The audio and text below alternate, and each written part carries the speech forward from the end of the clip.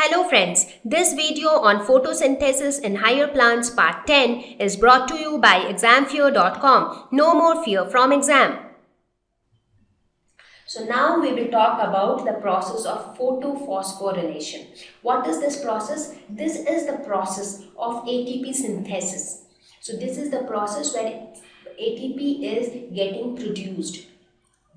So first let us try to understand the meaning of this term, phosphorylation. What is the meaning of phosphorylation? It is the process of ATP synthesis in cells. What is ATP? ATP is adenosine triphosphate and it is the energy currency of cell. Who synthesizes ATP inside a cell? If you think of a cell, there are cell organelles like mitochondria, which is known as the powerhouse of cell because they synthesize ATP. You have chloroplasts which synthesize ATP. So ATP synthesis takes place inside the cell. Now living organisms store energy. How do organisms store energy? They store energy in the form of bond energy. Right? Now how does this ATP synthesis take place?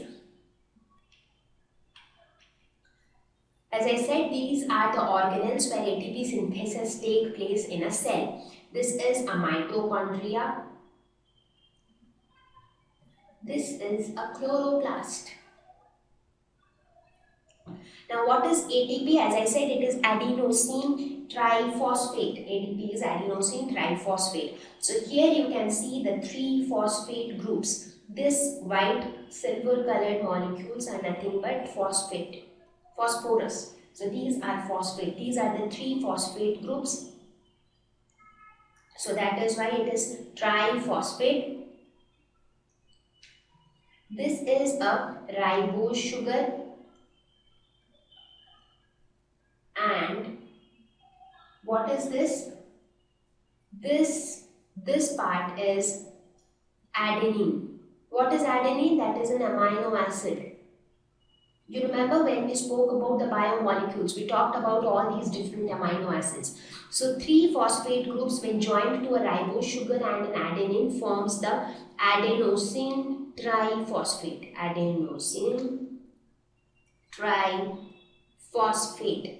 Now when I talk about phosphorylation, that is process of ATP synthesis, that is how ATP is formed. Now this ATP is formed from ADP, that is adenosine diphosphate.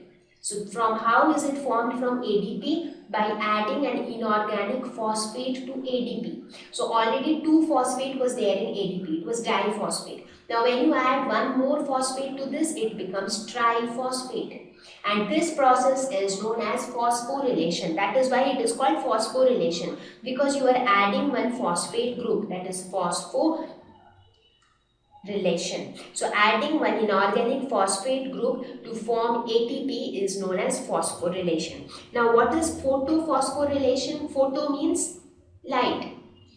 Now when the process of phosphorylation takes place in presence of light, it is known as photophosphorylation. So ATP synthesis in presence of light. So process of ATP synthesis in cells in presence of light. That is called photophosphorylation. Now, what is our aim in the light reaction? In light reaction, we have to utilize the light energy to synthesize ATP. So, basically, what are we going to do? We are going to do photophosphorylation. That is ATP synthesis in presence of light. Now, from our knowledge from the previous slide, we saw that the light can be absorbed using the photosystem. That is, using the different pigment molecules and the reaction center. That is how light can be absorbed. Now, how that light will get converted into ATP, how that synthesis will happen, that we will understand by understanding the process of photophosphorylation. Now, there are two types of photophosphorylation that takes place inside the plant. So, what are the two types? One is non-cyclic photophosphorylation.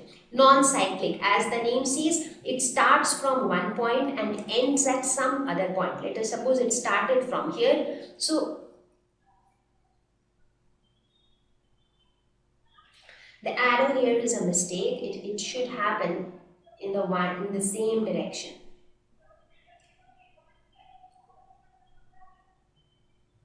Right? So this should also happen in this direction, not in this direction.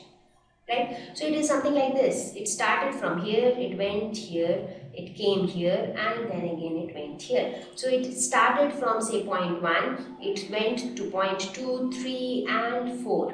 So the starting point was 1, but the end point was 4. So that is called a non-cyclic process. So the starting point and ending point will be different. So that is non-cyclic. So non-cyclic photophosphorylation is a process where the process will start at one point but it will end at some other point. So it is not a cycle.